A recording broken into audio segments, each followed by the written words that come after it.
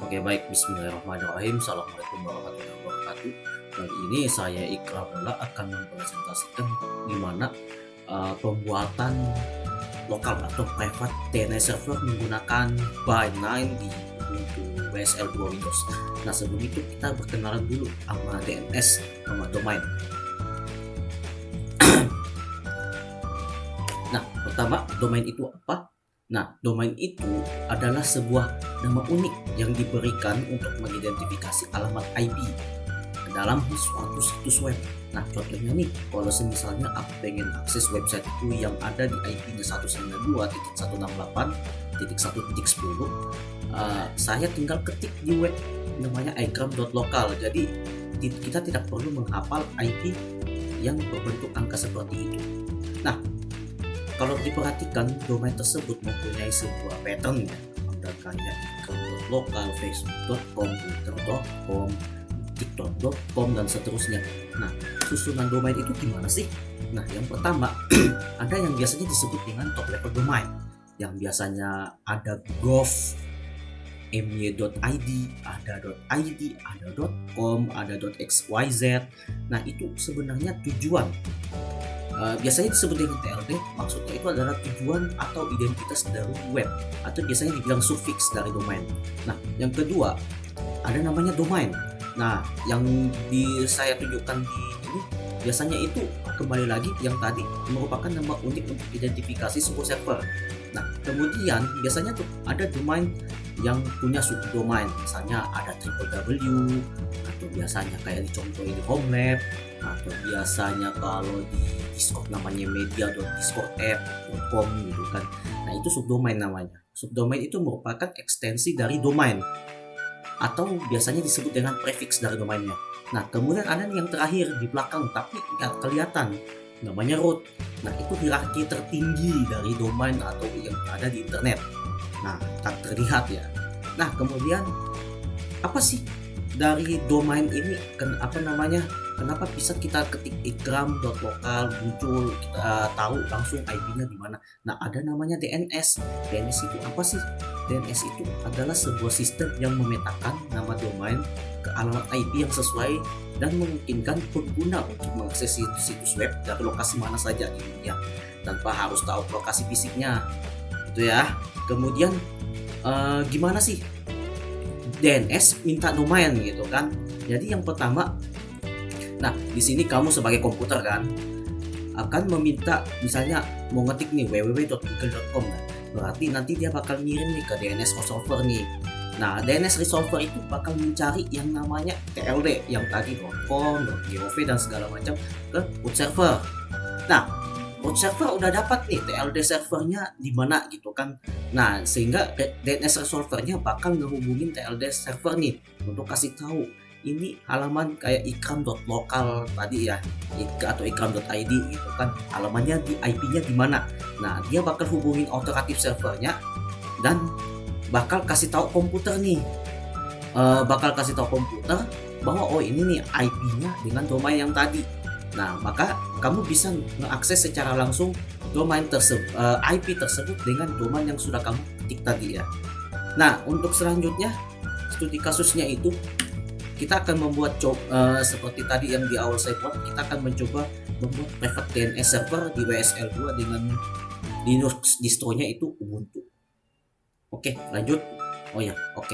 Jadi setelah saya siapin ininya WSL-nya, saya sudah install kebetulan untuk Neofim, B9, dan Util, dan DNS Util ya. Nah, kemudian yang pertama kita harus tahu dulu, kita pengen kita harus tahu server IP-nya apa, domain name-nya yang nanti rencananya apa, terus private network-nya apa. Nah, untuk mengetahui kedua ini, kita tinggal ketik saja IP row.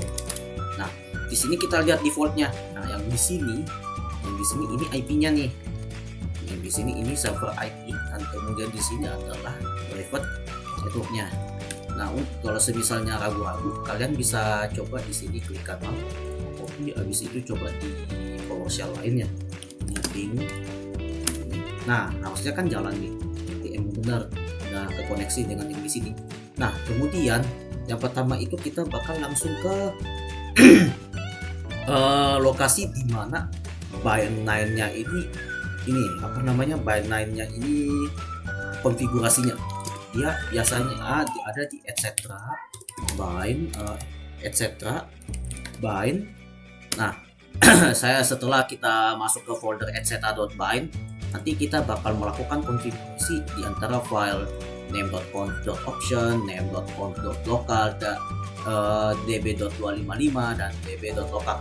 Nah, pertama kita akan melakukan konfigurasi dulu di file yang namanya name.conf.local.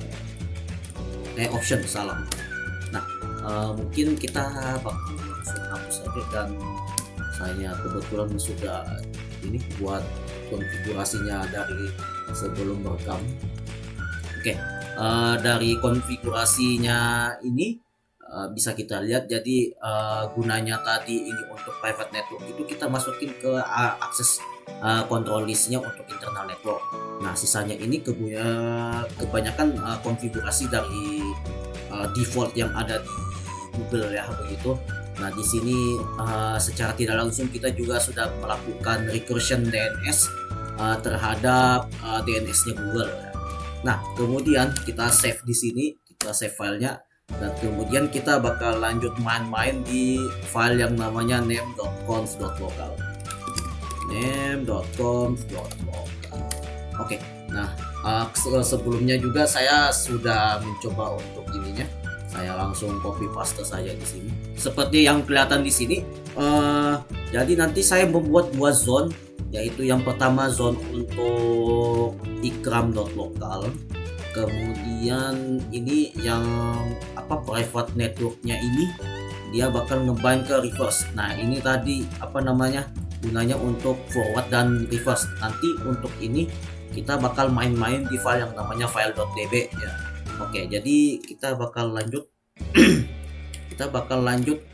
Sebelumnya tadi kita bakal main-main di file.db 127 dan db lokal. Nah, di sini kita bakal copy db lokal ini menjadi tadi yang namanya forward.ikram.local. Nah, kemudian yang untuk db127 ini kita bakal jadiin reverse ikram.local. Nah, kemudian saya bakal buka yang forward. Nah, di sini untuk di SOA kita ganti di sini menjadi ikram.local.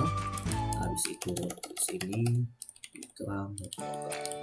Nah, di sini lagi kita ganti di sini ikram.local. Terus di sini IP dari IP-nya kita ganti di sini. Oke. Dan jangan lupa kita bakal langsung edit yang reverse. Sesuaiin di sini ikram.local, sini ikram.local, di sini ikram.local. Terus di sini kita copy aja ini langsung. Terus di sini kita ganti juga ya. Oke, kita bakal keluar sini. Kemudian kita bakal ngecek dulu nih sebelum kita ngetes semuanya udah siap atau enggak. Kita bakal ngecek dulu konfigurasinya udah benar apa enggak. Kita coba sini name.check configuration name.conf.local. Nah, kalau misalnya kosong gitu berarti udah benar nih. Nah, sekarang kita bakal cek zone ya. Cek zone ikram.local. Yang pertama kita bakal cek forward ya. Nah, ini oke. Nah, terus yang kemudian yang kedua kita bakal ngetes untuk reverse. Oke, nah muncul di sini, muncul dua-duanya. Oke, berarti ini sudah siap. Nah, sekarang kita tinggal sistem ctl restart bind. Nah, oh maaf, saya bakal saya setup dulu untuk nyalain sistem D-nya di WSL. Nah, caranya gimana? Jadi saya bakal bikin file baru namanya etc kemudian wsl.conf. Di sini boot system.det. Kemudian saya restart dulu WSL-nya. Oke, setelah restart kita coba ulang lagi ya. System.ctl start man. Nah, system.ctl status man. Nah, oke, di sini udah nyala ya. Berarti kita bisa nyobain untuk ngetes domain kita di klien lain. Nah, saya bakal coba nyalain Arch saya di sini. Nah, kemudian saya bakal coba menggunakan tools yang namanya dig ya. Dig. Jadi di sini saya bakal kasih di sini IP-nya tadi ya, di sini. Nah, kemudian saya tulis nih lokal. Nah, di sini berhasil nih. Tapi untuk pembuktiannya kita bakal coba untuk matiin servernya di sini. Coba ya, system.ctl stop by now. Apakah dia masih bisa nge-connect di sini? Nah, sayangnya dia bilang di sini connection refused tuh. Nah, kita coba nyalain lagi. Nah, coba kita panggil lagi ulang.